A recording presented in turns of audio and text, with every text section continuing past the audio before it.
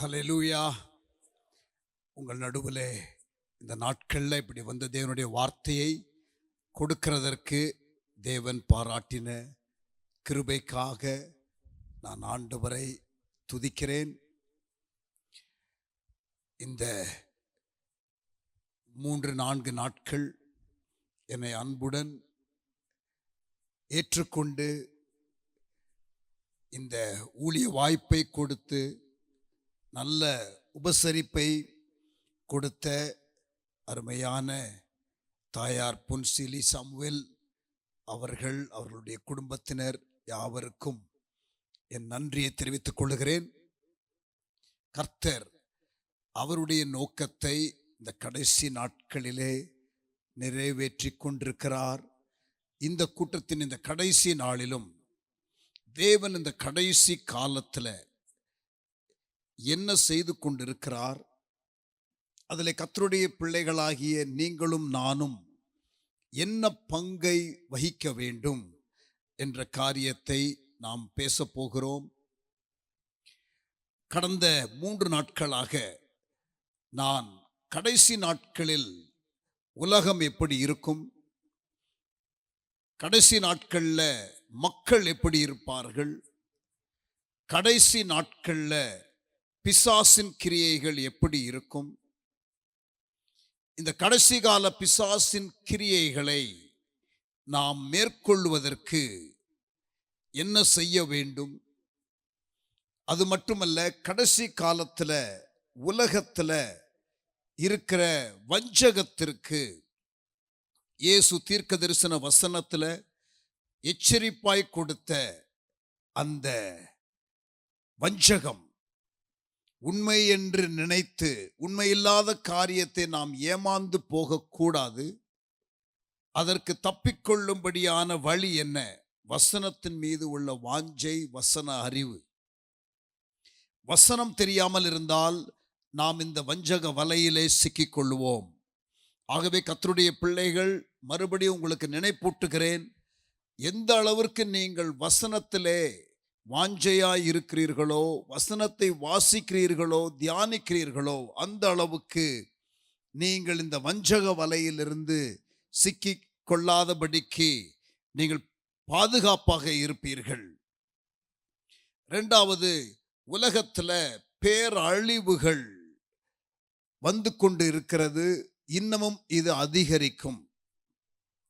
நான் உங்களுக்கு மத்தேயு 24:8 வசனத்தின்படி எப்படி கற்ப வேதனை முதல்ல வந்த பிறகு அது கொஞ்சம் கொஞ்சமாக அந்த வலி பிள்ளை பிறக்கிற வரைக்கும் அதிகரிக்குமோ, அதுபோல மத்தேயு 24:7 சொல்லப்பட்ட பஞ்சங்கள், கொள்ளை நோய்கள்,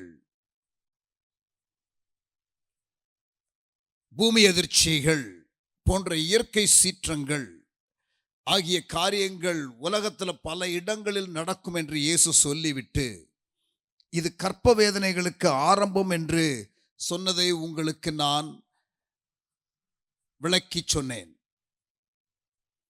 இனி ஆண்டவர் வருகை வரைக்கும் உலகமானது பலவிதமான பேரழிவுகளை சந்திக்கும். ஆங்கில பைபிளில் கற்ப வேதனைக்கு ஆரம்பம் என்று போட்டிருக்கிறது. மூல பாஷையில் கற்ப வேதனைக்கு ஆரம்பம் என்று போட்டிருக்கிறது. தமிழில் வேதனைகளுக்கு ஆரம்பம் என்று மட்டும் மத்தேயு 24:8 போட்டிருக்கிறது. அப்ப இனி ஆண்டவர் வருகிற வரை பேரழிவுகள் உலகத்தில் பல இடங்களில் உண்டாகும். யுத்தங்களையும் யுத்தங்களின் செய்திகளையும் கேள்விப்படுவீர்கள். ராஜ்யத்திற்கு விரோதமாய் ராஜ்யம், மக்களுக்கு விரோதமாக மக்கள், இனக்கலவரங்களும் நாடுகளுக்கு இடையே போர்களும் அதிகமாக நடக்கும் என்பதை நான் உங்களுக்கு இயேசு சொன்ன தீர்க்க தரிசன வசனத்தின் அடிப்படையில் உங்களுக்கு நான் அதை சொன்னேன். ஆகவே உலகத்தின்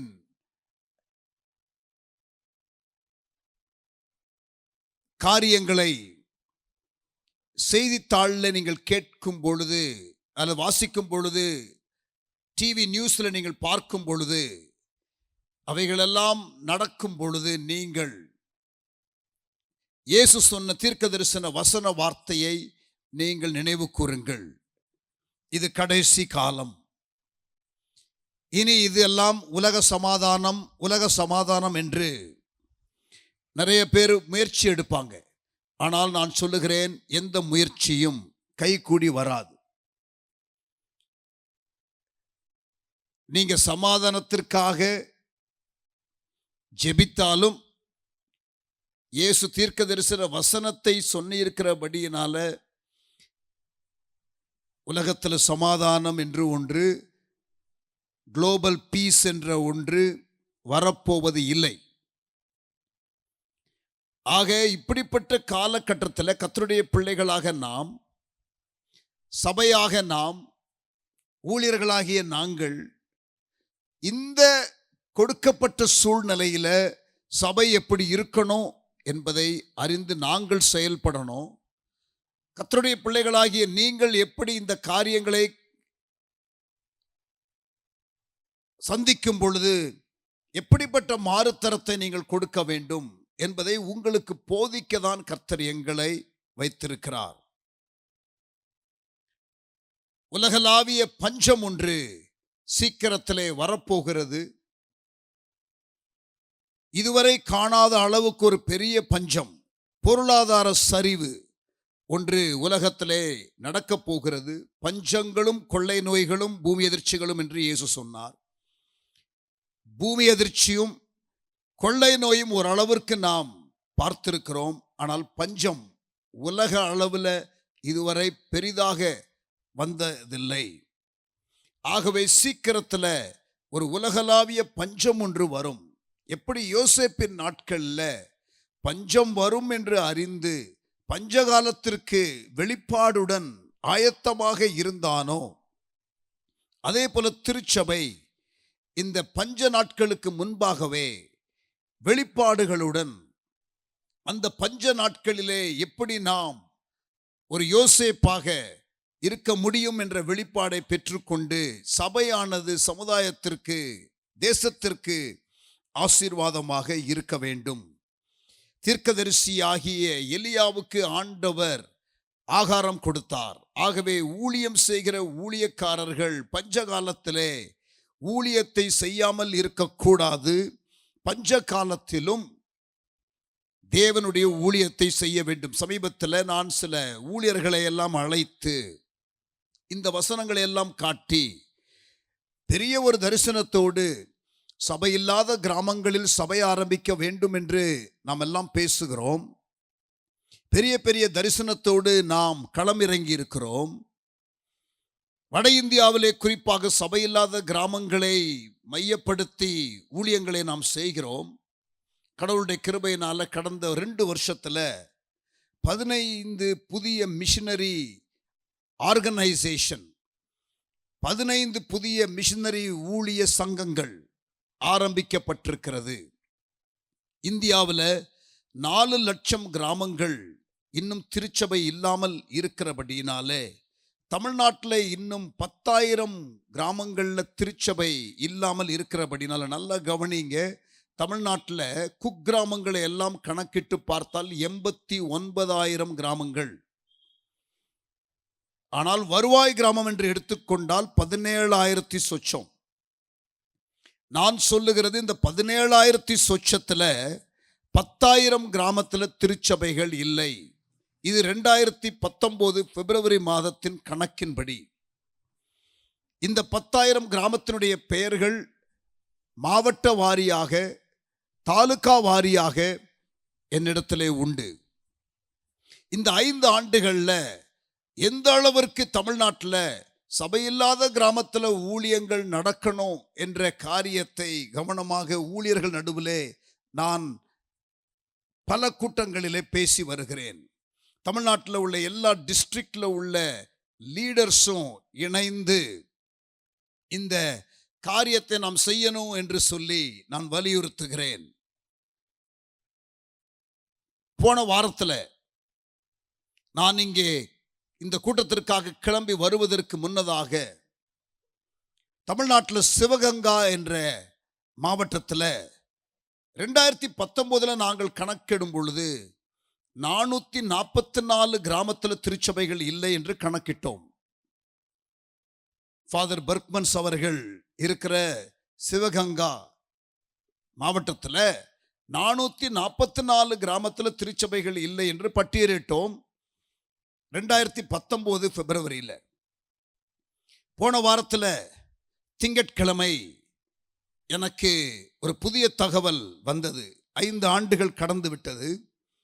இப்பொழுது மறுபடியுமாக தமிழ்நாடு முழுவதும் சர்வே எடுக்கிறோம், ஆராய்ச்சி, அந்த தகவல் சேகரிக்கிறோம்.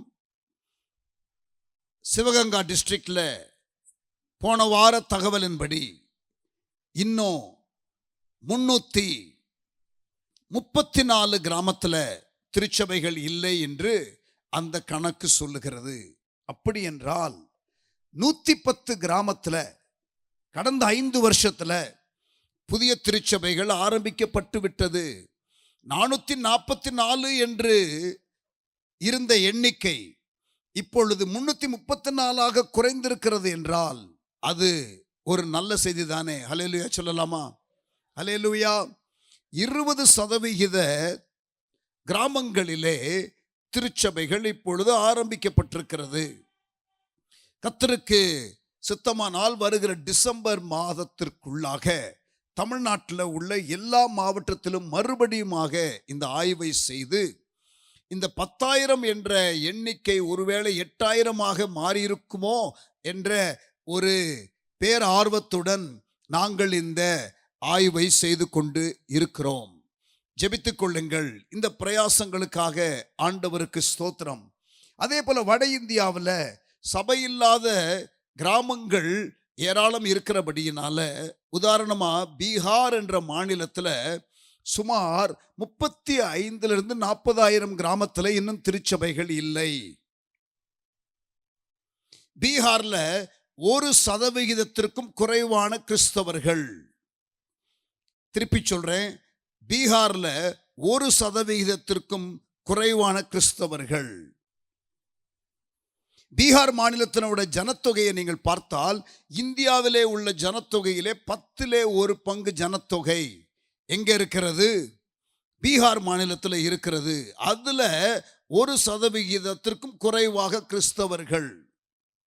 ஆகவே தமிழ்நாட்டிலே உள்ளதான திருச்சபைகளை நீங்கள் ஒவ்வொருவரும் ஒரு தாலுக்காவை தத்தெடுத்துக் கொள்ளுங்கள். ஒரு தாலுக்கா என்றால் சுமார் 100 கிராமங்கள். சில தாலுக்காக்களிலே 70 கிராமங்கள் இருக்கும். சில தாலுக்காக்களிலே 130 140 கிராமங்கள் இருக்கலாம். சராசரியாக ஒரு தாலுக்காவில் 100 கிராமங்கள். ஆகவே தமிழ்நாட்டிலே உள்ள பல திருச்சபைகளை நாங்கள் சவாலிட்டு வட இந்தியாவில் ஒரு தாலுக்காவை தத்தெடுங்கள். ஒரு மிஷனரியை தாங்கின காலம், ஒரு மிஷனரியை சப்போர்ட் பண்ணின காலம், ஒரு சபையை கட்டி கொடுத்த காலம், அதெல்லாம் கடந்த 40-50 ஆண்டுகளாக நடந்து கொண்டு இருக்கிறது. அது இன்னமும் அதிகமாக நடக்கட்டும். ஆனால் இந்த ஆமை வேகத்தில் நாம் சென்றால் இந்தியா சந்திக்கப்படாது. ஆகவே நாம் திருச்சபையாக மிஷனரி சங்கங்களுக்காக ஆண்டவருக்கு ஸ்தோத்திரம். ஆண்டவர் எழுப்பின கடந்த 50 ஆண்டுகளில் எழுப்பின மிஷனரி ஸ்தாபனங்களுக்காக ஆண்டவருக்கு ஸ்தோத்திரம். ஆனால் திருச்சபையே, ஒவ்வொரு ஸ்தல சபையுமே ஒரு தாலுக்காவை தத்தெடுக்கக்கூடிய அளவில் நாம களமிறங்கினால் அடுத்த 10 ஆண்டுகளுக்குள்ள இந்த சபையில்லாத கிராமங்கள் என்ற நிலையே இந்தியாவிலே இல்லாத அளவிற்கு ஒரு மாற்றத்தை கொண்டு வர முடியும் என்ற விசுவாசம் உண்டு.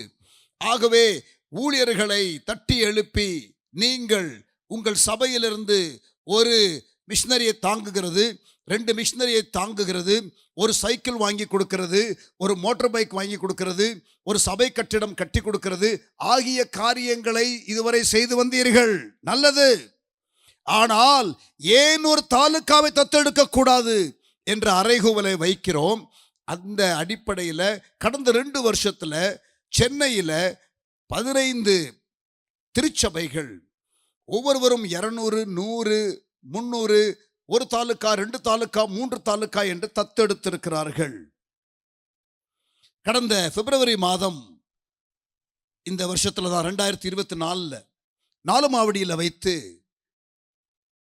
திருச்சபை தலைவர்களுக்கான ஒரு மிஷனரி அறைகூவல் கூட்டம் ஒன்றை வைத்திருந்தோம். மோகன் சி அண்ணன், அகஸ்டின் ஜெபக்குமார் அண்ணன், பாஸ்டர் மோகன் அவர்கள், ஜிபிஎஸ் ராபின்சன் அண்ணன் அவர்கள் ஆகியோர் அதிலே தேவனுடைய வார்த்தையை கொடுத்தார்கள். ஆண்டவருடைய கிருபையினாலே இந்த காரியத்தை ஆண்டவர் என்னுடைய உள்ளத்திலே பாரமாக போட்டபடியினால நான் அந்த கூட்டத்தை ஒழுங்கு செய்தேன். மோகன் சி அண்ணன், எங்களுடைய இடத்துல நீங்கள் தாராளமாக இதை செய்து கொள்ளுங்கள் என்று சொல்லி அந்த கூட்டத்திற்கான அந்த இடத்துல உள்ள எல்லா செலவுகளையும் அவர்கள் பொறுப்படுத்தி செய்தார்கள். ஒரு 1000க்கும் அதிகமான ஊழியர்கள் அந்த கூடுகையிலே வந்தார்கள். அந்த கூடுகையிலே இதே போல சவாலை வைத்தோம். மிஷனரி ஊழியத்தை ஸ்தல சபைகள் நீங்கள் பொறுப்படுத்தி செய்யலாம். உங்களுக்கு தமிழ் மட்டும்தான் தெரியும், ஹிந்தி தெரியாது சபை ஊழியருக்கு.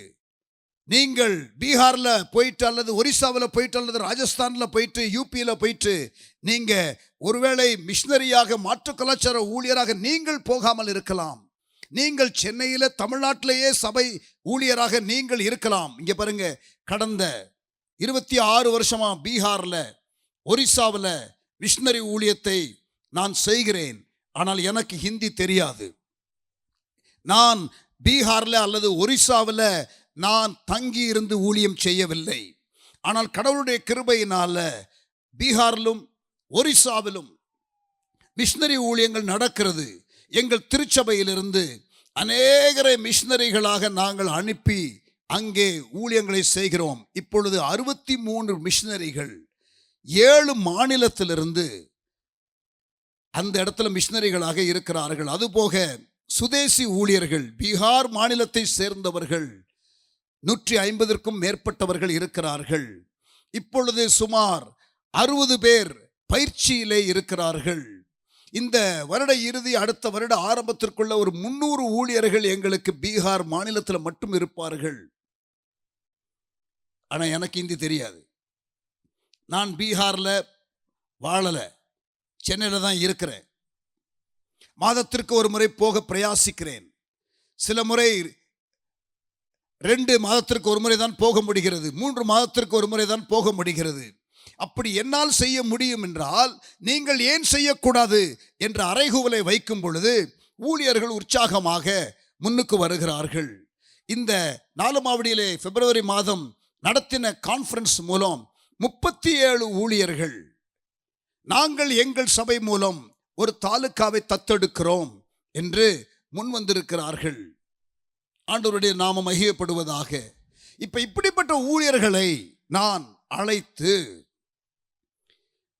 சில மாதங்களுக்கு முன்பதாக இந்த வேத வசனத்தின்படி உலகளாவிய பஞ்சம் ஒன்று வரும் என்று இயேசு சொன்ன தீர்க்கதரிசன வசனத்தின்படி பஞ்சம் ஒன்று வரப்போகிறது, பொருளாதார சரிவு ஒன்று வரப்போகிறது. அப்படி வரும் பொழுது நம்முடைய தரிசனம் எல்லாம் என்ன ஆகும்?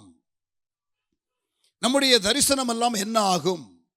ஒருவேளை ஊழியத்திற்காக கொடுக்கிறவர்கள் கொடுக்கிறதை ஒருவேளை குறைத்து கொண்டால் அல்லது நிறுத்திவிட்டால் நீங்கள் என்ன செய்வீர்கள்? தரிசனத்திற்காக நீங்கள் இன்னமும் நிற்பீர்களா அல்லது மெயின்டெனன்ஸ் மோட்ல போக போறீங்களா? இப்பயே யோசிங்க. யோசேப்பை போல வெளிப்பாடோடு நீங்க வாழுங்க என்று நான் சவாலிட்டேன். பிரியமான கர்த்தருடைய பிள்ளைகளே, கவனிங்க. வரப்போகிற நாட்கள் பஞ்ச காலம் வரும். ஆனால் நேற்று தினத்தில் நான் பேசினது போல யோசேப்பு எப்படி பஞ்சகாலத்தை வாய்ப்பின் காலமாக பயன்படுத்தி கொண்டானோ, எப்படி எலியாவுக்கு ஆண்டவர் பஞ்சகாலத்திலே போஷாக்கை கொடுத்தாரோ, எப்படி சாரிபாத் விதவைக்கு ஆண்டவர் போஷாக்கை கொடுத்தாரோ, எப்படி ஒரு வியாபாரியாகிய ஈசாக்குக்கு தேவன் 100 மடங்கு பலனை அந்த பஞ்ச நிலத்திலேயே கொடுத்தாரோ, தேவனுடைய வார்த்தையை கேட்டு செயல்பட்டபடியினால கர்த்தருடைய பிள்ளைகள், ஊழியங்கள், ஊழியர்கள் நாம் இந்த வரப்போகிற பஞ்சத்தை குறித்து பதற வேண்டிய அவசியமில்லை, வெளிப்பாடோடு வாழ்ந்தால். ஆமென் சொல்லலாமா? ஹல்லேலூயா. அதுபோல ஒரு உலகளாவிய உபத்திரவம் ஒன்று வரப்போகிறது. இந்த உபத்திரவத்தில் நம்ம என்ன பண்ண போகிறோம்? ஒதுங்கி பதுங்கி. இங்க பாருங்க, இயேசுவை சிலுவையில் அடித்து விட்டார்கள். இயேசுவை சிலுவையில் அடித்த பிறகு சீஷர்கள் எங்க போனாங்க? ஒரு ரூமுக்குள்ள போய் உள்பக்கமா தாப்பால் போட்டு உள்ளுக்குள்ள பயந்து இருந்தார்கள். அநேக வேளைகளிலே திருச்சபை உள்பக்கமாக தாழ்பால் போட்டு அடைக்கப்பட்ட வாசல் என்று சொல்லுகிறோம். திருப்பி சொல்லட்டுமா? உபத்திரவ காலத்தில் சபை என்ன செய்யும் தெரியுமா? உள்ளுக்குள்ள போயிட்டு கதவை உள்பக்கம் பூட்டிட்டு அடைக்கப்பட்ட வாசல்னு சொல்லும். நான் இப்பொழுதே சொல்லுகிறேன், அது பயந்த சபை. அது தேவனுடைய நோக்கத்தை நிறைவேற்ற வேண்டும் என்று விரும்புகிற சபை அல்ல. உபத்திரவ காலத்திலையும் இயேசு ஊழியம் செய்தார். உபத்திரவ காலத்தில் பவுல் ஊழியம் செய்தார். கடைசி காலத்தில் உபத்திரவம் இருக்கும். உபத்திரவ காலத்தில் ஊழியம் செய்யறோம். சீஷர்கள் என்ன பண்ணாங்க? உள்ள போய் பூட்டிட்டு கதவை உள்பக்கத்தில் பூட்டிருக்காங்கன்னு இருக்கும். நீங்க நல்லா படிச்சு பாருங்க. சபையானது என்ன பண்ணுது? பயத்தில் உள்ள பூட்டிட்டு, இப்ப இருக்கிற ஆட்சியில் நம்ம எதுவும் செய்ய முடியாது, இப்ப இருக்கிற அரசியல் சூழ்நிலையில் நம்ம எதுவும் செய்ய முடியாது என்று சொல்லி உள்பக்கமாக கதவை பூட்டி இருக்கிறது. ஆமென். அப்புறம் அடைக்கப்பட்ட வாசல்னு சொல்றோம். இங்க பாருங்க, பூட்டப்பட்ட வீட்டுக்குள்ள இயேசு போனாரா இல்லையா? ஹல்லேலூயா. அடைக்கப்பட்ட வாசல் என்று என் ஆண்டவருக்கு எதுவும் இல்லை. பூட்டப்பட்ட வாசலுக்குள்ள போகிற என் ஆண்டவர் அடைக்கப்பட்ட கல்லறை, ஆனால் வெளியிலே வந்தார். அடைக்கப்பட்ட கல்லறை வெளியே வந்த என் ஆண்டவர் சொல்லுகிறார், அடைக்கப்பட்ட வாசல் என்று எதுவும் கிடையாது. ஹல்லேலூயா.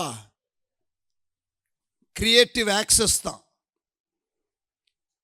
ஆமென்.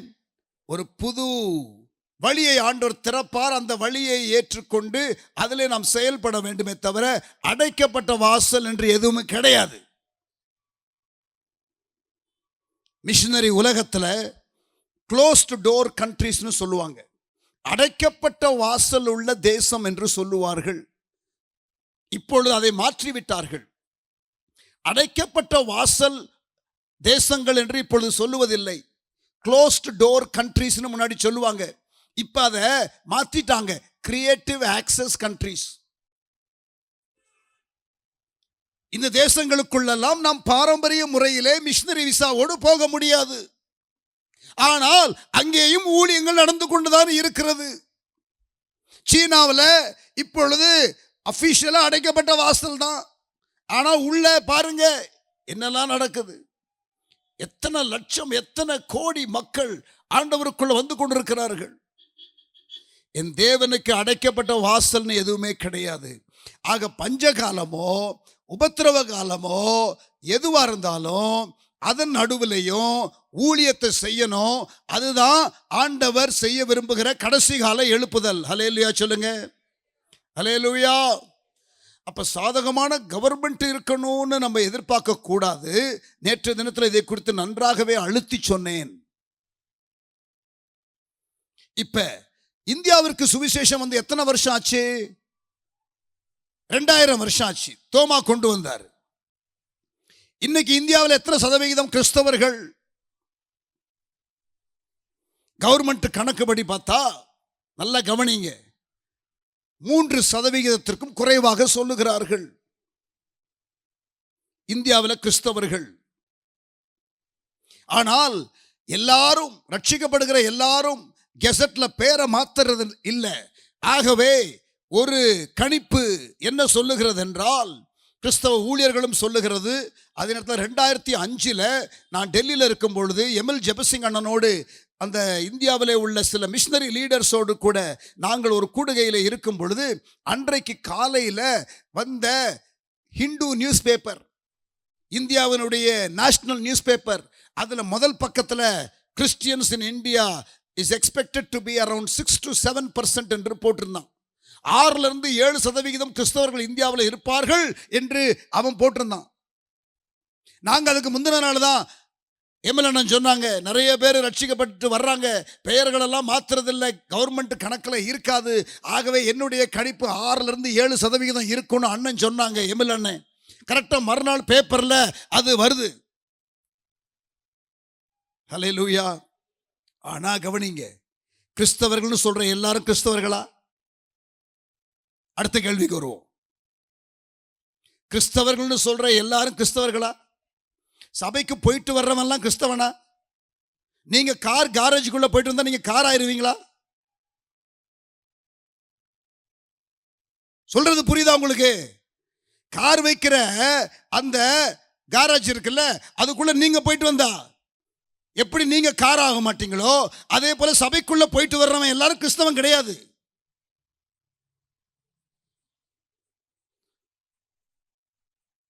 ஹலோ, ஆமென். எத்தனை பேர் கிறிஸ்தவர்கள் இந்தியாவில் ஆண்டவரோடு உறவு கிடையாது, ஆண்டவரோடு உள்ள ஒரு வலிமையான உறவு கிடையாது, ரட்சிப்பின் அனுபவம் கிடையாது, இயேசு ஒருவர் தான் தெய்வம் என்ற தெளிவு கிடையாது. எம்மதமும் சம்மதம்னு சொல்லுவாங்க, ஆனா கிறிஸ்தவன் சொல்லுவாங்க. எம்மதமும் சம்மதம் கிடையாது. என் ஆண்டவர் சொன்னார், நானே வழியும் சத்தியமும் ஜீவனுமாக, என்னாலே அல்லாமல் ஒருவனும் பிதாவின் இடத்துல வரான். அப்ப அதெல்லாம் கிறிஸ்தவர்கள் நம்ம கணக்கு வச்சா 6% இருக்கலாம், 7% இருக்கலாம். என்னுடைய கணிப்பு என்ன தெரியுமா? இவாஞ்சலிக்கல் கிறிஸ்டியன்ஸ், அதாவது சுவிசேஷத்தை நம்புகிறவர்கள், சுவிசேஷத்தை மற்றவங்களுக்கு சொல்லலைன்னா அவங்க ரட்சிக்கப்பட மாட்டாங்கன்ற தெளிவு உடையவர்கள் இவாஞ்சலிக்கல் கிறிஸ்டியன்ஸ் என்று எடுத்துக்கொண்டால் என்னுடைய கணிப்பு 3% இருக்கும். அப்ப இந்தியாவில் 3% ஓரளவுக்கு பிராக்டிசிங் கிறிஸ்டியன்ஸ். அவங்களாம் ஃபயரான கிறிஸ்டியன்ஸ், அப்படியே ரிவைவல் ஆனவங்கன்னு சொல்லல, ஏதோ சேர்த்துக்கிடலாம். அந்த கேட்டகரியில் ஒரு 3% இருக்கும். அப்ப 97% இருக்க இன்னும் இந்தியாவில். எல்லாரும் ரட்சிக்கப்படுவாங்களா? ரட்சிக்கப்படுறாங்களோ இல்லையோ, ஆனா எல்லாருக்கும் சுவிசேஷம் சொன்னமா? அந்த கேள்விக்கு பதில் சொல்லியாகணுமே. திருச்சபை இந்தியாவில் உள்ள எல்லா மூலை முடுக்குகளிலும் சுவிசேஷம் சொல்லி ஆகிவிட்டதா? 2000 வருஷம் ஆயிருக்குதே. இல்லை, இல்லை. நான் வட இந்தியாவுக்கு கடந்த 25 வருஷத்துல நான் 100 முறைக்கு மேல போயிட்டு வந்துட்டேன். வட இந்தியாவில் உள்ள பல மாநிலங்களுக்கு நான் உள்ள போயிட்டு வந்திருக்கிறேன். சில தாலுகாக்கு, சில அப்படியே மாவட்டங்கள்ல சபை இருக்காது, ஒரு சபை இருக்காது. இப்பொழுது சென்னையில் ஹோப் சர்ச் என்று சொல்லக்கூடிய ஒரு சர்ச், அப்புறம் HOP ஹாப் என்று சொல்லக்கூடிய ஹவுஸ் ஆஃப் பீஸ் என்று சொல்லக்கூடிய ஒரு சபை, பாஸ்டர் வெங்கட் அவர் எடுத்திருக்கிற ஒரு தாலுகா. நாங்கள் சுத்தி சுத்தி வந்துட்டோம், பிரேயர் வாக்கிங். ஒரு விசுவாசி இல்லை, ஒரு சபை இல்லை, ஒரு விசுவாசி இல்லை.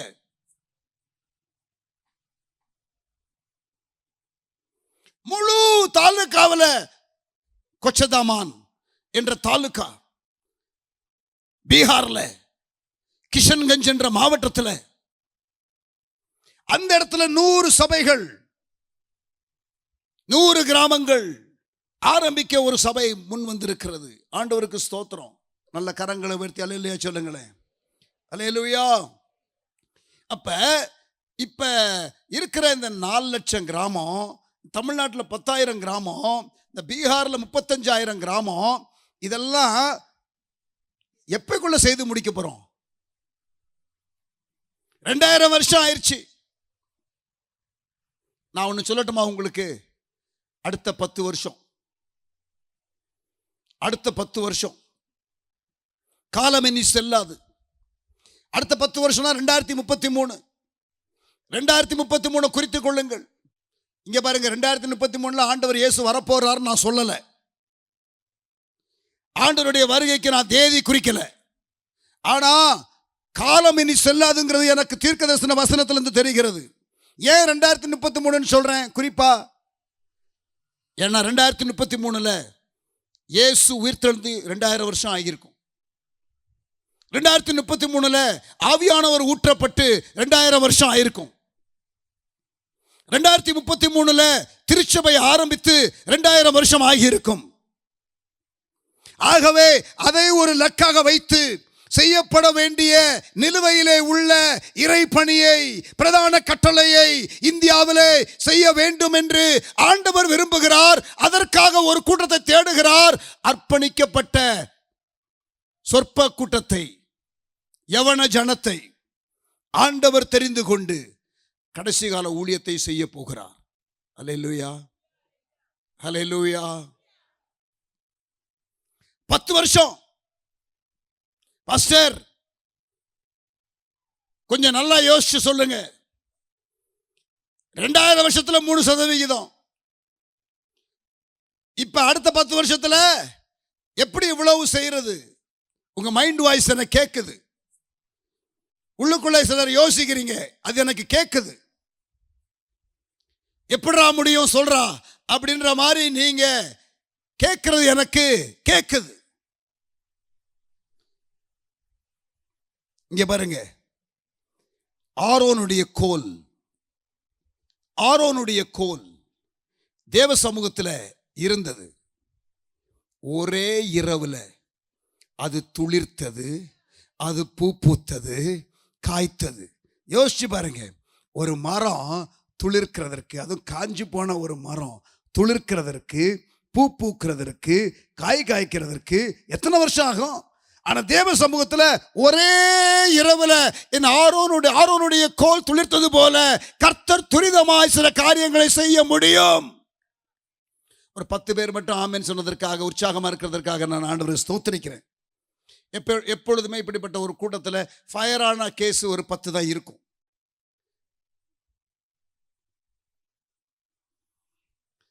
அல்லேலூயா. ஆமா, இப்ப நான் சொன்னதுக்கு அப்புறம் சொன்னீங்கன்னா அது நீங்க அந்த ஃபயர் கேட்டகரியில் சேர்க்க முடியாது.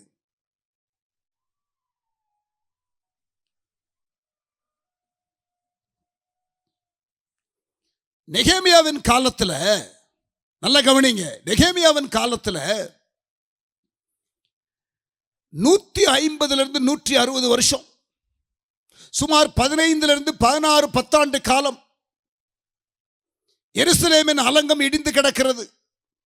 ஆனால் இந்த தேவனுடைய மனுஷனாகிய நெகேமியா எழும்பின பொழுது என்னாச்சு? 52 நாள்ல 150 160 வருஷம் பாழாய் கிடந்த எருசலேமின் நகரம், இடிக்கப்பட்ட அலங்கம் சில வாரத்தில் கட்டப்பட்டது.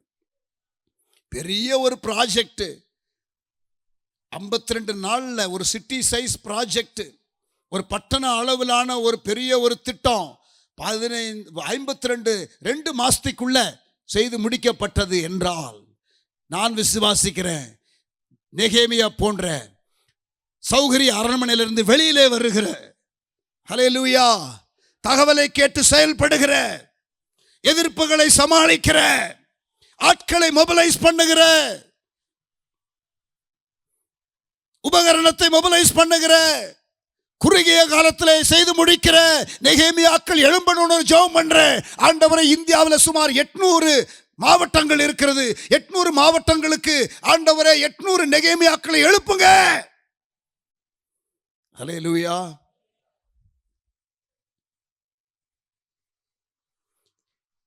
ஒரு 50 ஆண்டுகளுக்கு முன்பதாக இந்தியாவில் சுமார் 250 மாவட்டங்கள் இருந்தது. 5 ஆண்டுகளுக்கு முன்பதாக 728 மாவட்டங்கள் இருந்தது.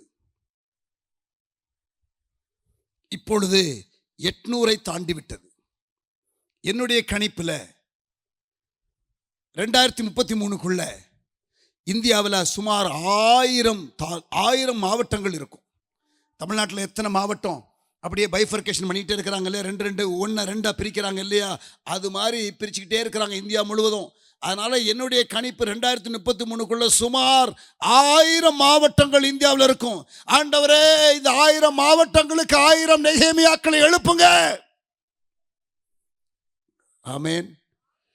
குறுகிய காலத்தில் பல 10 ஆண்டு காலமாக, பல 100 ஆண்டுகளாக செய்யப்படாத காரியத்தை குறுகிய காலத்தில் செய்கிற நெகேமியாக்களை எழுப்புங்க.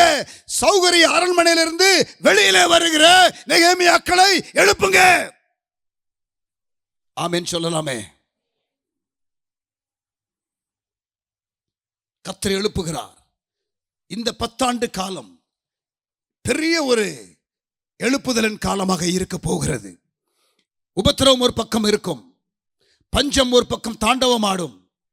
ஆனால் தேவனோடு உயிர் துடிப்புள்ள உறவு கொண்டிருக்கிற ஊழியர்களும் கர்த்தருடைய பிள்ளைகளும் ஒரு யவன ஜனமாக எழும்புவார்கள். என் தேவனுக்காக ஆண்டவருடைய உள்ளத்தில் இருக்கிற காரியத்தை ஆயிரக்கணக்கான ஆண்டுகளாக, நூற்றுக்கணக்கான ஆண்டுகளாக என்னுடைய ஆண்டவருடைய உள்ளத்தில் இருக்கிற காரியத்தை நிறைவேற்றுகிற ஒரு கூட்டம். அல்லேலூயா. இங்க பாருங்க, சில காரியத்தை ஆண்டவர் 10 ஆண்டுகளுக்கு ஒரு முறை செய்வார். சில காரியங்களை ஆண்டவர் 100 ஆண்டுகளுக்கு ஒரு முறை செய்வார். சில காரியங்களை தேவன் பல 100 ஆண்டுகளுக்கு ஒரு முறை செய்வார். அப்படி பல 100 ஆண்டுகளுக்காக ஒரு முறை செய்கிற காரியம், ஒரு தருணம் வரும் பொழுது என்ன பண்ணணும்? நாம் அந்த வாய்ப்பை இழக்கக்கூடாது. பைபிள்ல இருந்து ஒரு சம்பவம் காட்டுறேன், எடுத்துக்கொள்ளுங்க. யாத்திராகமம் 17ஆம் அதிகாரம்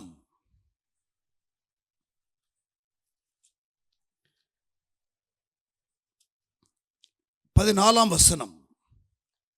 யாத்திராகமம் 17ஆம் அதிகாரம் 14ஆம் வசனம். கவனிங்க.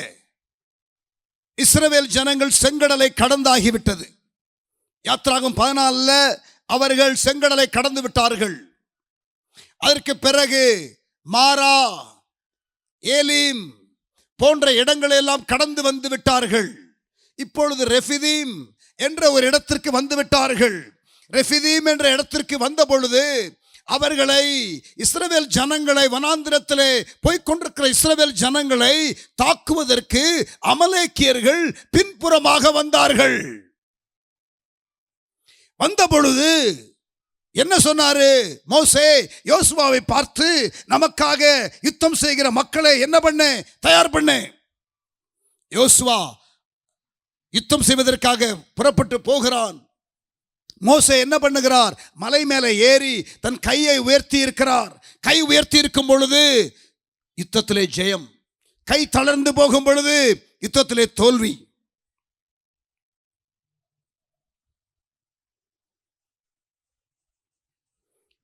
இவருடைய கை தளர்ந்து போன நேரத்தில் ஆரோனும் ஊரும் அவருடைய கையை தாங்கி பிடிக்கிறார்கள். மோசேயுடைய கை உயர்த்தப்பட்டிருக்கும் பொழுது யுத்தத்திலே ஜெயம் எடுக்கிறபடியினாலே அந்த யுத்தத்திலே ஜெயம் எடுக்கிறார்கள். அந்த யுத்தத்திலே ஜெயம் எடுத்த பிறகு ஆண்டவர் என்ன சொல்லுகிறார் பார்க்கலாமா? யாத்திராகமம் 17:14. பின்பு கர்த்தர் மோசேயை நோக்கி, இதை நினைவு கூறும் பொருட்டு நீ ஒரு புஸ்தகத்திலே எழுதி யோசுவாவின் செவி கேட்கும்படி வாசி. அமலேக்கை வானத்தின் கீழெங்கும் இராதபடிக்கு நாசம் பண்ணுவேன் என்றார். ஆண்டவர் என்ன சொல்றாரு? இந்த சம்பவத்திற்கு பிறகு இதை எழுதி வைடா, அமலேக்கியர்களை வானத்தின் கீழ் இராதபடிக்கு ஒட்டுமொத்தமா அழிக்க போறேன், இதை எழுதி வை அப்படின்னு சொல்றாரு. இப்ப எழுதி வைக்க சொன்னாரா? இதை எப்ப செய்யறாரு ஆண்டவர்னு பார்க்கலாமா? இங்க பாருங்க, இது வனாந்திரத்தில் நடக்கிறது இந்த சம்பவம். அதற்கு பிறகு அவர்கள் வனாந்திரத்தில் 40 வருஷம் இருக்கிறாங்க. இது ஆரம்ப நாட்கள்ல. அதுக்கப்புறம் கானானுக்குள்ள வர்றாங்க. நியாயாதிபதிகள் காலம். நியாயாதிபதிகள் சுமார் 450 வருஷம். அப்ப கிட்டத்தட்ட 500 வருஷம் கடந்துருச்சு இல்லையா? முதல் ராஜா யாரு? சவுல் ராஜா. சவுல் ராஜாவா வரும் பொழுது அப்ராக்சிமேட்லி 500 இயர்ஸ், 500 வருஷம் கழிச்சு எழுதி வை, அமலேக்கியர்கள் அழிக்கணும்னு சொன்னாரே, அந்த சம்பவத்தை சொல்லி 500 வருஷம் கழிச்சு 1 சாமுவேல் 15ஆம் அதிகாரத்துக்கு வாங்க. 1 சாமுவேல் 15ஆம் அதிகாரம் 2ஆம் வசனம் வாசிக்கிறேன். 500 ஆண்டுகளுக்கு பிறகு ஆண்டவர் சொல்லுகிறார், தீர்க்கதரிசியாகிய சாமுவேல் மூலம் கர்த்தர் சவுலுக்கு சொல்லுகிற வார்த்தையை கவனியுங்கள். 1 சாமுவேல் 15ஆம் அதிகாரம் 2ஆம் வசனம். சேனைகளின் கர்த்தர் சொல்லுகிறது என்னவென்றால், இஸ்ரவேலர் எகிப்திலிருந்து வந்தபோது அமலேக்கு அவர்களுக்கு வழிமறித்த செய்கையை மனதிலே வைத்திருக்கிறேன். ஆண்டவர் என்ன சொல்றாரு? ஆண்டவர் என்ன சொல்றாரு? மனதில் வைத்திருக்கிறேன். எத்தனை வருஷம் மனசுல வச்சிருக்கிறாரா? 500 வருஷம் மனசுல வச்சிருக்கிறாரு. யாத்திராகம் 17-14 நீ எழுதி வைடான்னாரு. ஏன் எழுதி வைக்க சொன்னார் தெரியுமா? நமக்கு ஞாபக மறதி மனுஷனுக்கு. ஆகவே மனுஷனுக்காக எழுதி வைக்க சொன்னாரு. ஆனா ஆண்டவர் என்ன சொல்றாரு பாருங்க.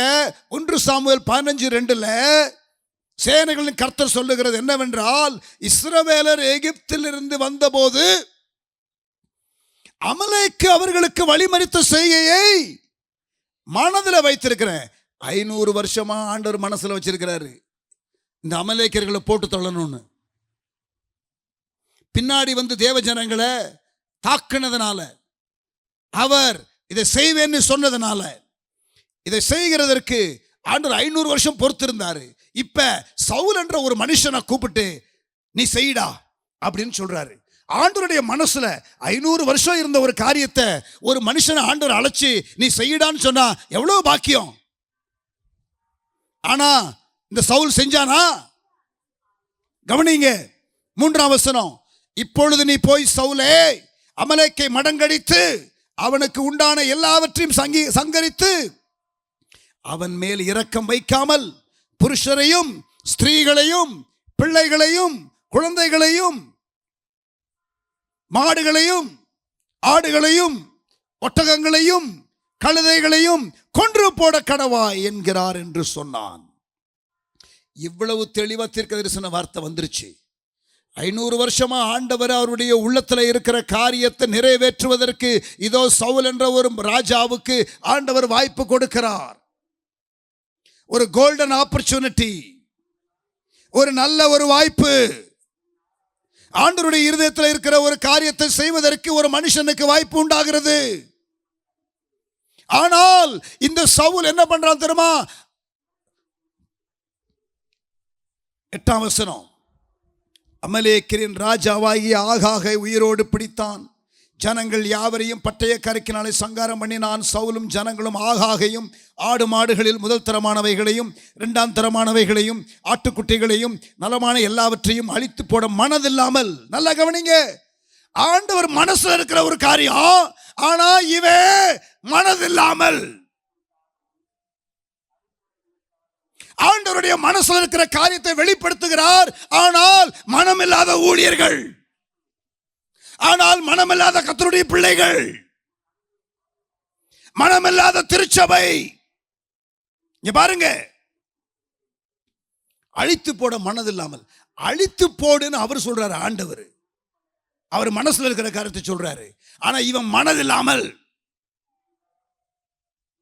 திருச்சபையினுடைய நிலைமை இந்த 10 வருஷம் ஆண்டவர் இந்தியாவில் சபை இல்லாத கிராமத்தில் சபைகள் ஆரம்பிக்கிறதற்கு சபையை அறைகோவலிட்டு அழைக்கிறார். இந்த 10 வருஷத்துல இது ஆண்டவருடைய மனசுல 2000 வருஷமா இருக்கிற காரியம். நீங்கள் மனம் இல்லாமல் இருப்பீர்களோ? ஆண்டவருடைய மனதில் இருக்கிற காரியத்தை அவர் செய்ய விரும்புகிற வேளையில மனம் இல்லாமல் இருப்போமா? அப்படி மனதில்லாமல் இருந்ததுனால ஆண்டவர் என்ன சொல்றாரு தெரியுமா? பாருங்க 11ஆவது வசனம். நான் சவுலை ராஜாவாக்கினது எனக்கு மனஸ்தாபமாய் இருக்கிறது. அவன் என்னை விட்டு திரும்பி என் வார்த்தைகளை நிறைவேற்றாமற் போனான் என்றார். அப்பொழுது சாமுவேல் மனம் நொந்து ராம் முழுவதும் கர்த்தரை நோக்கி கூப்பிட்டான். தீர்க்கதரிசி வேதனைப்படுறாரு, ஆண்டவர் மனஸ்தாபப்படுறாரு. ஆனா இங்க அழைக்கப்பட்ட ஊழியனோ, இந்த இடத்துல சவுலோ, அவன் மனதில்லாமல், ஆண்டவர் மனஸ்தாபப்படுறார். அவர் மனதில் இருந்த காரியத்தை இவன் செய்ய மனதில்லாமல் போகிறான். அவர் மனஸ்தாபப்படுகிறார். வெரி சேட், துக்கமான ஒரு வேத பகுதி. ஆண்டவர் சொல்றாரு, அப்படியா மனமில்லாமல் போனானா, அவனை ராஜாவா இருக்க வேண்டாம், அவனை நான் தூக்கிடுறேன்.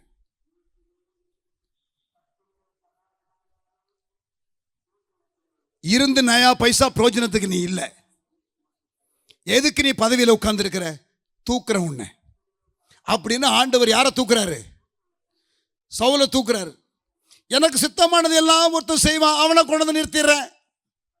நான் விசுவாசிக்கிறேன், ஆண்டவரே அதை செய்யுங்க. இந்த காலத்தில் சபையில் யார் யாரு உங்களுடைய மனதில் இருக்கிற காரியத்தை செய்யாமல் இருக்கிறாங்களோ நீங்க என்ன பண்ணிருங்க? தூக்கிடுங்க. யார் யாரு உங்க மனசுல இருக்கிறத செய்யணுமோ அவங்கள கொண்டு வந்து வச்சிருங்க. அல்லேலூயா. நான் இப்படிதான் ஜெபம் பண்றேன். அல்லேலூயா. நான் வேடிக்கையாக அதை சொல்றது உண்டு. இயேசு அழைக்கிறார், ஊழியம் இருக்கு. இயேசு விடுவிக்கிறார், ஊழியம் இருக்கு. இயேசு சந்திக்கிறார், ஊழியம் இருக்கு. இப்ப நான் என்ன நினைக்கிறேன் தெரியுமா? இயேசு தூக்குகிறார் ஊழியம் ஒன்று ஆரம்பிக்கணும். அல்லேலூயா சொல்லுங்க. ரெண்டு விதமான தூக்குதல். நல்லா ஊழியம் செய்யறவங்கள இயேசு தூக்குகிறார். அல்லேலூயா. ஒழுங்கா ஊழியம் செய்யாதவங்கள இயேசு தூக்குகிறார். அல்லேலூயா. இயேசு தூக்குகிறார், ஊழியம் ஆரம்பிக்கப்பட்டிருக்கிறது. ஆமென். இங்க பாருங்க, இந்த நாட்கள்ல ஆண்டவர் இந்தியாவில் 2000 வருஷமா அவர் மனசுல இருக்கிற காரியத்தை செய்யணும்னு ஆசைப்படுறாரு. இந்த 10 வருஷம் வாய்ப்பின் ஆண்டு. அவருடைய மனசுல இருக்கிற காரியத்தை செய்யக்கூடிய ஒரு காலம். எனக்கு ரொம்ப சந்தோஷமா இருக்குது. ராம ஆண்டா என்ன, ராவண ஆண்டா என்ன, எனக்கு ஒரு கவலை இல்லை. சென்ட்ரல்ல எவன் ஆண்டாலும், ஸ்டேட்ல எவன் ஆண்டாலும் எனக்கு பிரச்சனை இல்லை. என் ஆண்டவருடைய வேலையை, இது கோல்டன் இயர்ஸ், இந்த 10 வருஷம் வாய்ப்பின் ஆண்டு. இது ஆண்டவருடைய மனசுல இருக்கிற காரியம். அவருடைய மனசுல இருக்கிற காரியத்தை நான் செய்யணும். நான் அவரை மனஸ்தாபப்பட விடக்கூடாது. நான் மனமில்லாமல் போகக்கூடாது. நான் செய்யணும். ஆமென் சொல்லுங்க. இப்ப நான் கத்துறேன், நீங்க என்ன சொல்றீங்க? பாஸ்டர் என்ன விட்டுருங்க பாஸ்டர், இது கொஞ்சம் சேலஞ்சிங்காக தான் இருக்கும் போல இருக்குது. எதிர்ப்பு நடுவில் ஊழியம் செய்யணும். கர்த்தர் கிருபை கொடுப்பார். விசுவாசிக்கிறீங்களா? ஏதோ மந்தமா நானும் சபைக்கு போனேன், நானும் ஆராதனைக்கு போனேன், நானும் ஒரு பிரசங்கத்தை கேட்டேன், நானும் ஏதோ காணிக்கையை போட்டேன், நானும் ஏதோ அப்படின்னு இருக்காதீங்க. இது வாய்ப்பின் காலம். அல்லேலூயா. இந்த ராஜ்யத்தின் சுவிசேஷம் சகல ஜனங்களுக்கும் அறிவிக்கப்படும். அப்பொழுது முடிவு வரும். மத்தேயு 24:14. அந்த காலம் எல்லாம் நிறைவேறுது. வஞ்சகம், அரசியல், யுத்தம், இன கலவரம், கொள்ளை நோய், எல்லாமே இயேசு சொன்ன அடையாளங்கள் கடைசி காலத்தை குறித்து நிறைவேறிக் கொண்டிருக்கிறது.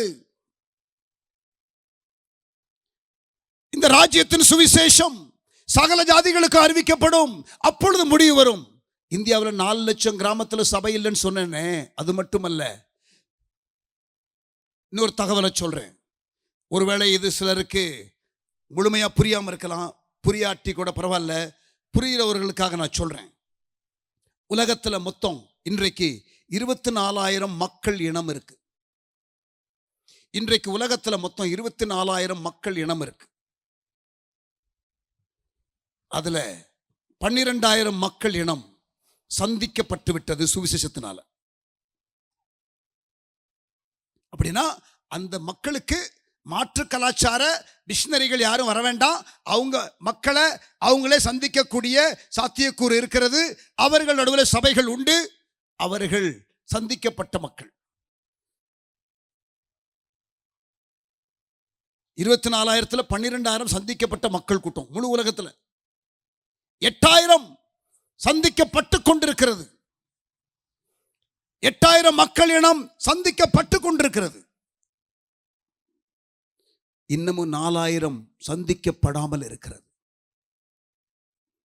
இந்த 4,000த்துல 2,000த்திற்கும் அதிகமாக மக்கள் இனம் இந்தியாவில் தான் இருக்கு, சந்திக்கப்படாத மக்கள். Out of the 4,000 unreached people group in the world, 4,000 சந்திக்கப்படாத மக்கள் கூட்டம் உலகத்தில் இருக்கே, அதுல 2,000த்துக்கும் அதிகமா இந்தியாவில் இருக்கு. 2,292. ராஜ்யத்தின் இந்த சுவிசேஷம் சகல ஜாதிகளுக்கும், எல்லா மக்கள் இனங்களுக்கும், எல்லா கோத்திரத்திற்கும் அறிவிக்கப்படும். அப்பொழுது முடிவு வரும்.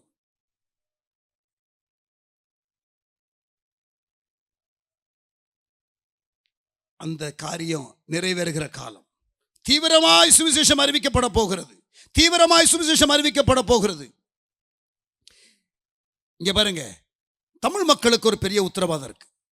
இந்தியாவை சுவிசேஷமயமாக்குவதற்கு தமிழ் மக்களுக்கு ஒரு பெரிய உத்தரவாதம் இருக்கு. இந்தியாவில் எத்தனை மொழி தெரியுமா உங்களுக்கு? எத்தனை பாஷைகள் தெரியுமா உங்களுக்கு? 1658 மொழிகளும் பாஷைகளும். பாஷைகள்னு சொல்லும் பொழுது எழுத்து வடிவம் அவங்களுக்கு இருக்காது, பேச்சு மட்டும் இருக்கும். அது பாஷைகள், டயலெக்ட்ஸ். இந்தியாவில் மொத்தம் 1658 மொழிகளும் பாஷைகளும் உண்டு. இந்த 1658 மொழிகளும் பாஷைகளும் சொல்ற இடத்துல எந்த மொழியில முதல்ல பைபிள் வந்துச்சு தெரியுமா? நல்லா கவனிங்க. எந்த மொழி?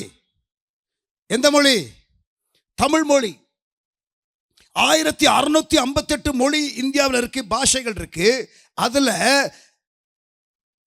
தமிழ் தான் முதல்ல. இந்திய மொழி எந்த மொழியில பைபிள்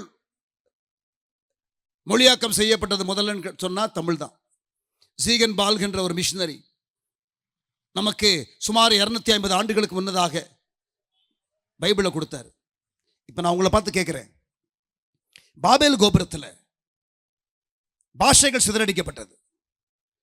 பாஷைகள் சிதறடிக்கப்பட்டது. வேத பண்டிதர்கள் நம்புகிறார்கள் சுமார் 70 பாஷையாக சிதறடிக்கப்பட்டிருக்க கூடும் என்று. வேத பண்டிதர்கள் நம்புகிறார்கள் சுமார் 70 பாஷைகளாக சிதறப்பட்டு இருப்பார்கள் என்று நம்புகிறார்கள். அப்படி 70 பாஷைன்னு வைத்துக் கொள்வோம். 70, 80, 60 பிரச்சனை கிடையாது. ஆனா பல பாஷைகள் இருக்கிற இடத்துல ஆண்டவர் என்ன பண்றாரு தெரியுமா? ஒரு மனுஷனை கூப்பிடுறாரு. யார? ஆதியாகமம் 12 ஆபிரகாம். 11ஆம் அதிகாரத்தில் பாபேல் கோபுரம், பாஷைகள் சிதறடிக்கப்படுகிறது.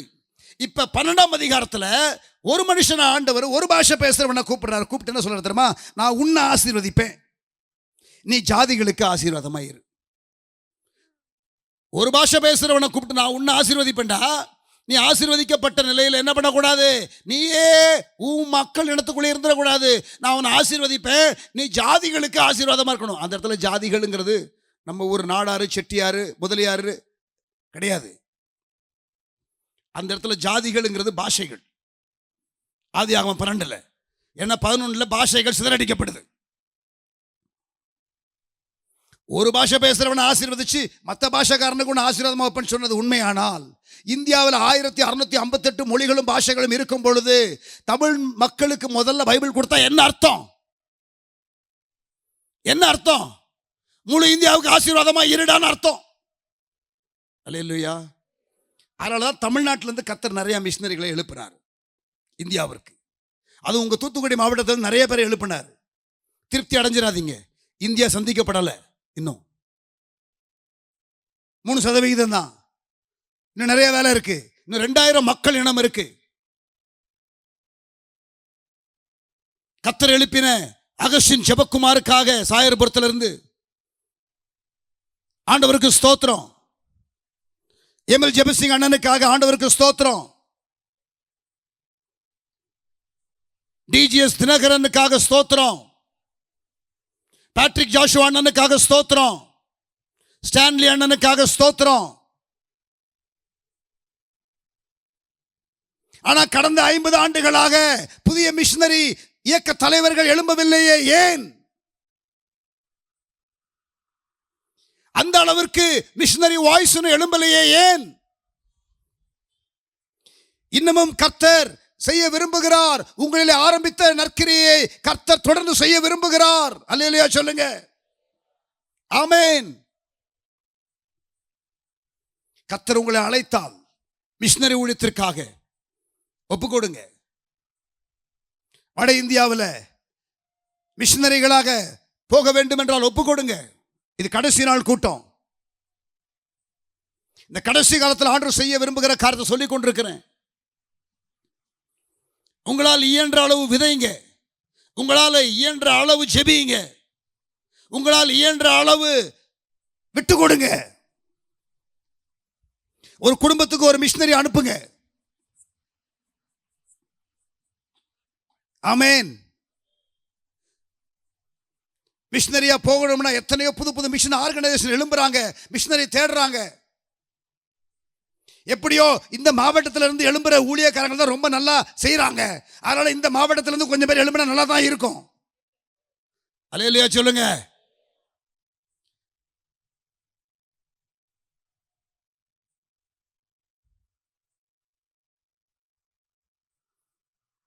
எனக்கு நல்லா சமைக்க தெரியும்,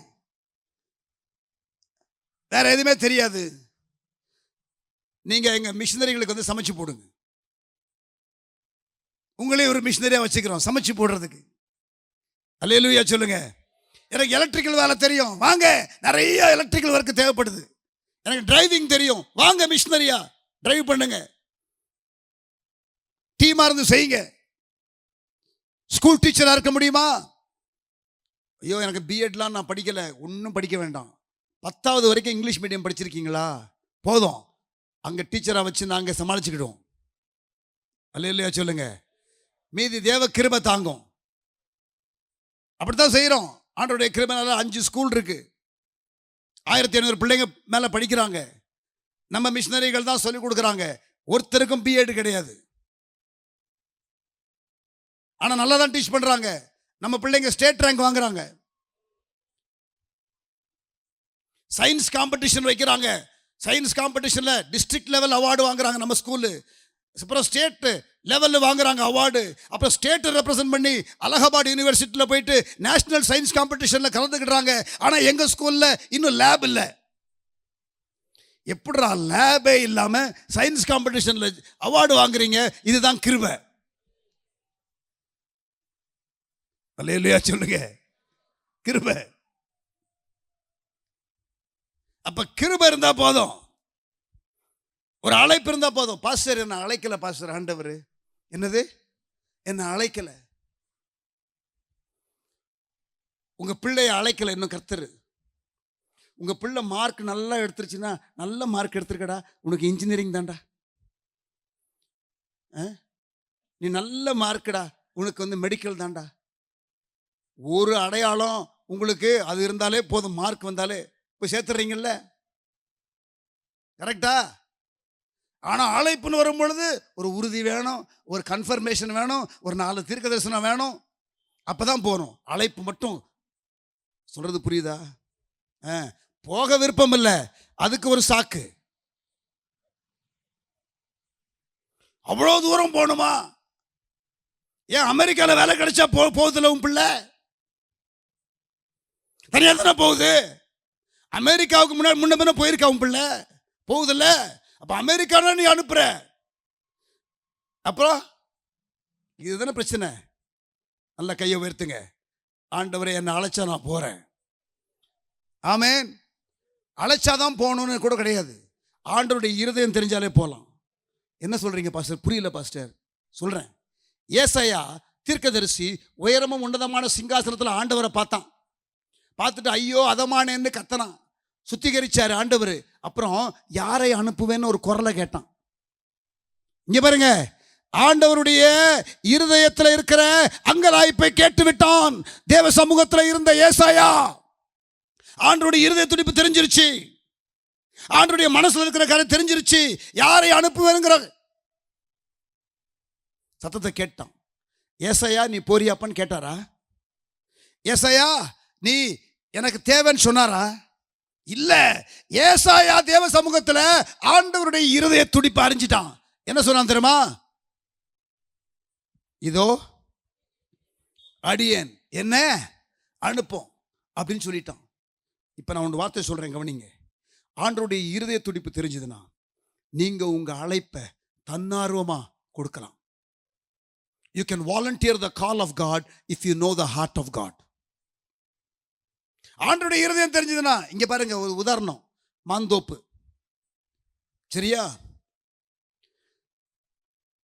இது எனக்குரிய மாந்தோப்பு என்று வைத்துக் கொள்ளுங்க. உதாரணத்துக்கு நல்ல மாம்பழம் காய்ச்சி இருக்குது, நல்ல பழுத்த மாம்பழங்கள் அழகா நல்லா இருக்குது, பல பலன்னு இருக்கு, இன்னும் பறிக்கல. நான் வீட்டுக்குள்ள இருக்கிறேன். என் மகன் வீட்டுக்கு வெளியில இப்படி வர்றான். ஒரு 4 குரங்கு அந்த மரத்துல பழத்தை சாப்பிட்டுக்கிட்டு இருக்குது. நான் இருந்தா என்ன சொல்லியிருப்பேன்? டேய் அந்த குரங்கை விரட்டுறான்னு சொல்லியிருப்பேன். ஆனா நான் இப்ப இங்க இல்லை, நான் உள்ள இருக்கிறேன்.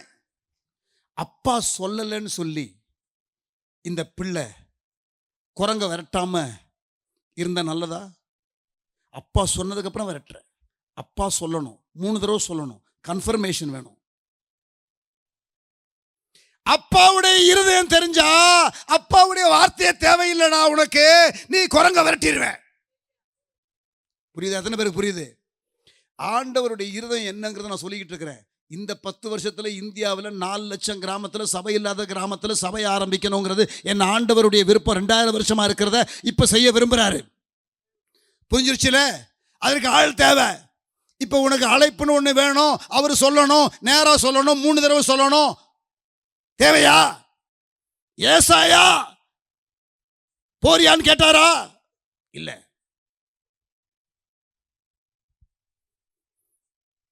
அந்த காலத்தில் மிஷினரிகள் இயக்கத்தில் மிஷினரி தலைவர்கள் அறைகோலிடம் சொல்லுவாங்க, போ அல்லது அனுப்பு.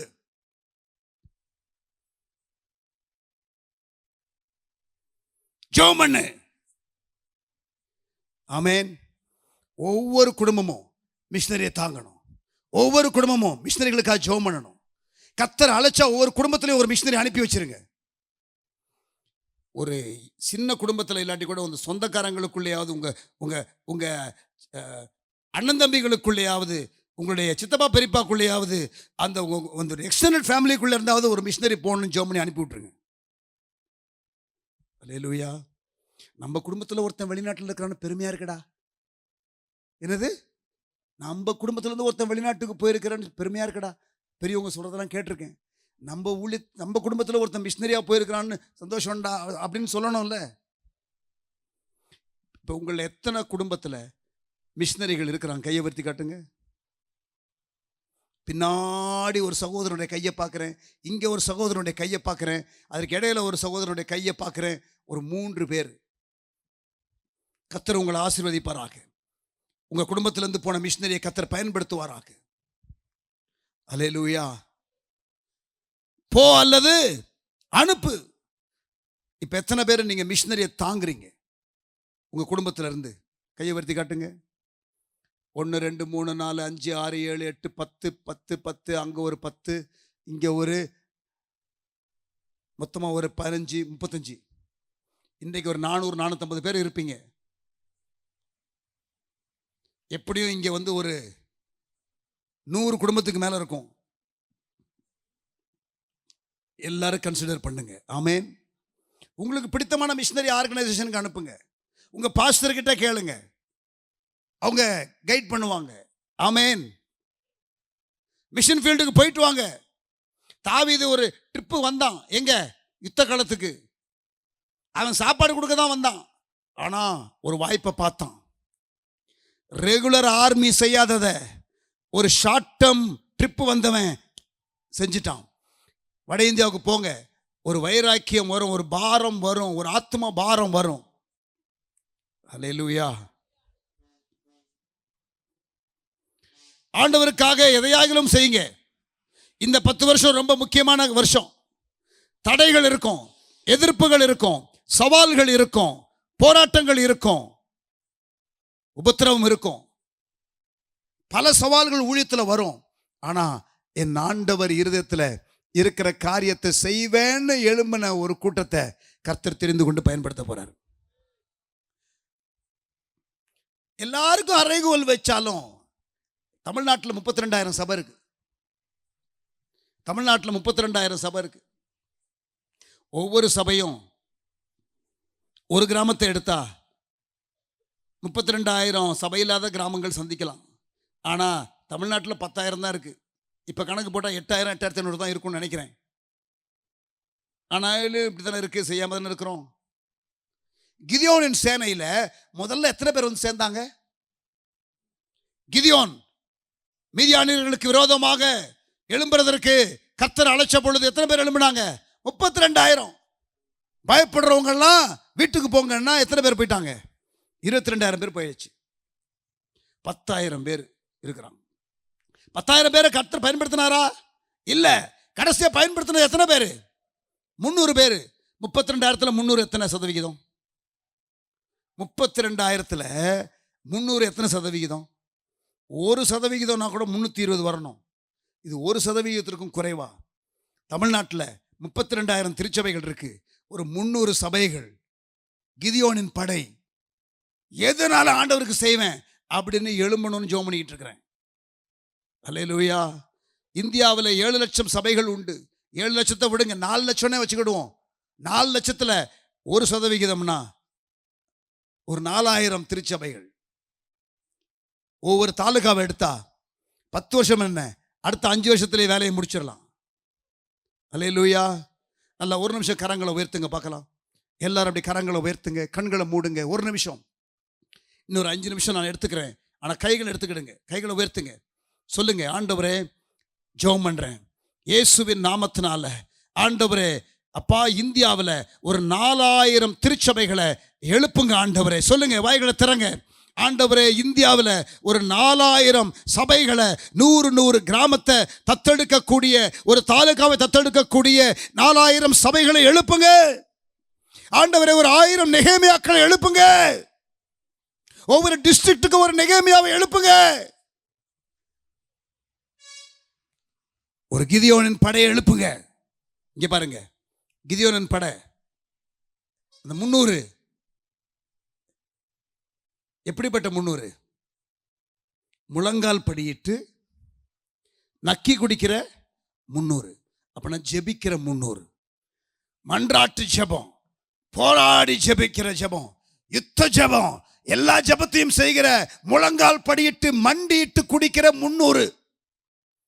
அப்ப ஜெபிக்கிற, அப்புறம் பானையை உடைக்கிற, இந்த மண் பாண்டம் சுயத்தை உடைக்கிற, உள்ள இருந்து ஃபயர் எடுத்து காட்டுகிற, அக்கினியா இருக்கிற, சுயத்துக்கு சாகிற, முழங்கால் படியிட்டு ஜெபிக்கிற ஒரு கிதியோனின் படை.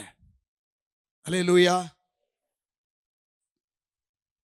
கர்த்தர் பெரிய காரியங்களை தேசத்துல செய்ய விரும்புகிறார். என்னை பொறுத்த வரைக்கும் இது பரவசப்படக்கூடிய ஒரு காலம், ஒரு ஒரு ஒரு எக்ஸைட்டிங் டைம்.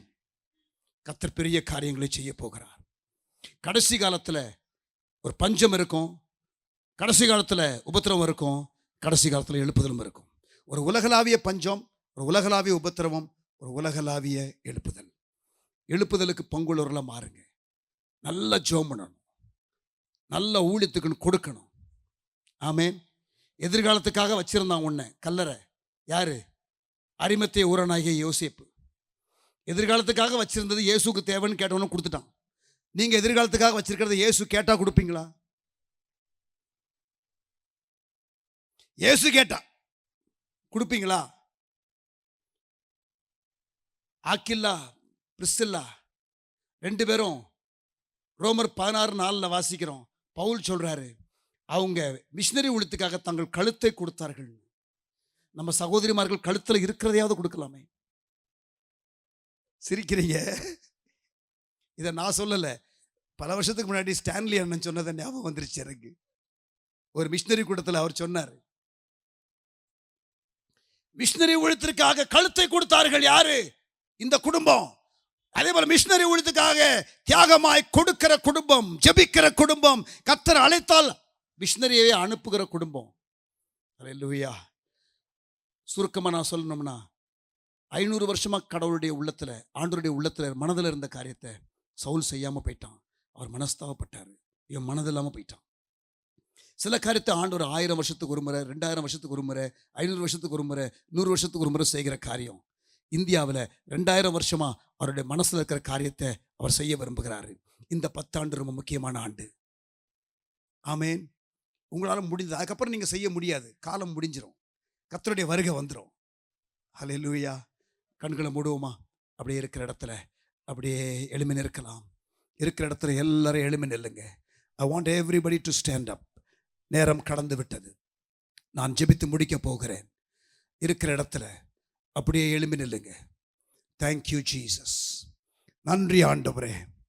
இந்த அருமையான கர்த்தருடைய பிள்ளைகள் நடுவில் இந்த 4 நாட்கள் ஊழியம் செய்ய அடியனுக்கு நீர் பாராட்டின கிருபைக்காக ஆண்டவரே உமக்கு ஸ்தோத்திரம். கர்த்தருடைய பிள்ளைகள் சொல்லுங்க, கரங்களை அப்படி உயர்த்தி. ஆண்டவர் உங்களோடு பேசி இருந்தா நல்ல கரங்களை உயர்த்தி ஆண்டவருக்கு நன்றி செலுத்துங்க பார்க்கலாம். நல்ல கரங்களை அப்படி உயர்த்தி, 2 கரங்களை அப்படி உயர்த்தி, உங்கள் தலைகளை அப்படி உயர்த்தி ஆண்டவரை ஒப்பு கொடுக்கிறேன்னு சொல்லுங்க. கர்த்தர் உங்களை ஆசீர்வதிப்பாராக.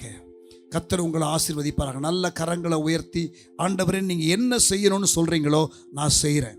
ஆண்டவரே நான் தினமும் 1 மணி நேரம் ஒதுக்கி ஜெபிக்கிறேன். ஆண்டவரை என்னால் முடிந்ததை கொடுக்கிறேன்.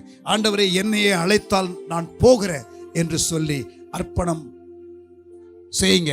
கர்த்தர் உங்களிலே பிரியமாக இருப்பாராக. நல்ல கரங்களை உயர்த்தி ஒரு நிமிஷம் நீங்களே வாய்களை திறந்து ஆண்டவருக்கு ஸ்தோத்திரம் செலுத்துங்க பார்க்கலாம். எல்லா வாய்களை திறந்து நீங்கள் அப்படியே ஸ்தோத்திரம் செலுத்துங்க. கர்த்தர் உங்களை ஆசீர்வதிப்பாராக. கர்த்தர் உங்களுடைய அர்ப்பணத்தை பார்க்கிறார். கர்த்தர் உங்களுடைய இருதயத்தை பார்க்கிறார். கர்த்தர் உங்களுக்கு அனுக்கிரகம் செய்வாராக. ஆவியானவரே உங்களோடு கூட பேசுவாராக. மிஷனரியாக போகணும்னா உங்கள் ஊழியர்கிட்ட பேசுங்க. மிஷனரி ட்ரைனிங் இருக்குது. 6 மாதம் ட்ரைனிங் நடத்துகிறோம். 4 மாதம் இங்கே தமிழ்நாட்டில் வச்சு, 2 மாதம் வட இந்தியாவில் வச்சு ஹிந்தி மொழி சொல்லி கொடுக்குறோம். உங்களை மிஷினரியாக பயன்படுத்துறதற்கு, மிஷினரி பயிற்சி கொடுக்கறதற்கு நாங்கள் விழுப்புரத்தில் வச்சு ட்ரைனிங் நடத்துகிறோம். நல்ல கைகளை உயர்த்தி மிஷினரி ஊழியத்தில் நீங்கள் குடும்பமாக ஈடுபடணும்னா நீங்கள் உங்கள் சபையில் உங்கள் ஊழியர்கிட்ட பேசுங்க. அப்படி ஒருவேளை நீங்கள் அப்படி முடியலைன்னா இங்கே இம்மானுவேல் ஜெப வீட்டில் வந்து அம்மா கிட்ட வந்து பேசுங்க. கர்த்தர் உங்களோடு கூட இடைபடுவாராக. கர்த்தர் உங்களோடு கூட பேசுவாராக. இன்றைக்கு இந்த நாளிலே பேசின வார்த்தை ஒருபோதும் உங்களை விட்டு எடுக்கப்படாதபடிக்கு ஆண்டவரே விதைக்கப்பட்ட விதைகள் 30, 60, 100 பலன் தருவதாக. உமக்கு ஸ்தோத்திரம் ஆண்டவரே. இம்மானுவேல் ஜெப வீடு இந்த ஊழியத்திற்காக ஸ்தோத்திரம். ஆரம்ப நாளில் நான் சொன்னது போல யாக்கோபின் கிணறு 2000 வருஷமாகியும் கனி கொடுத்தது போல, தண்ணீர் கொடுத்தது போல ஆண்டவரே இந்த ஊழியம் தலைமுறை தலைமுறையாக ஒரு கனி கொடுக்கிற ஆண்டவரின் எதற்காக தோண்டப்பட்டதோ அந்த கிணறு அது தண்ணீர் கொடுத்தது போல இயேசுவின் தாகத்தை ஆண்டவரே அந்த யாக்கோபின் கிணறு 2000 ஆண்டுகளுக்கு பிறகும் கூட தாகத்தை தீர்த்தது போல இந்த இம்மானுவேல் ஜெப வீடு ஆண்டவரே எதற்காக ஆரம்பிக்கப்பட்டதோ தொடர்ந்து நடக்கட்டும். யாக்கோபின் காலத்திற்கு பிறகும் யாக்கோபின் கிணறு தண்ணீர் கொடுத்தது போல ஆண்டவரே இந்த ஊழியத்தினுடைய ஃபவுண்டருடைய காலத்திற்கு பிறகும் இந்த ஊழியம் கனி கொடுக்கிறதற்காக ஸ்தோத்திரம். தொடர்ந்து கனி கொடுக்கட்டும். உமக்கு ஸ்தோத்திரம் ஆண்டவரே. தேவனுடைய ஊழியனாக நான் ஆண்டவரே இந்த குடும்பத்தை, ஆண்டவரே இந்த ஊழியத்தை, இந்த ஊழியத்தில் இருக்கிறதான ஆண்டவரே குடும்பத்தின் நபர்களை, ஆண்டவரே இந்த ஊழியத்தில் உடன் ஊழியர்களாக இருக்கிற அத்தனை பேரையும் ஆசீர்வதிக்கிறேன். கர்த்தர் ஆசீர்வதிப்பீராக. இந்த பகுதியிலுடைய எல்லா ஊழியர்களையும், ஊழியங்களையும், திருச்சபைகளையும் கர்த்தர் ஆசீர்வதிப்பீராக. தூத்துக்குடி மாவட்டத்தை கர்த்தர் மறுபடியும் ஆண்டவரை ஆசீர்வதித்து இன்னும் அநேக மிஷனரி முத்துக்கள் எழும்ப கர்த்தர் உதவி செய்வீராக. இயேசுவின் நாமத்தில் ஜெபிக்கிறோம் எங்கள் நல்ல பிதாவே. ஆமென். ஆமென். கர்த்தர் உங்களை ஆசீர்வதிப்பாராக. ஆமென்.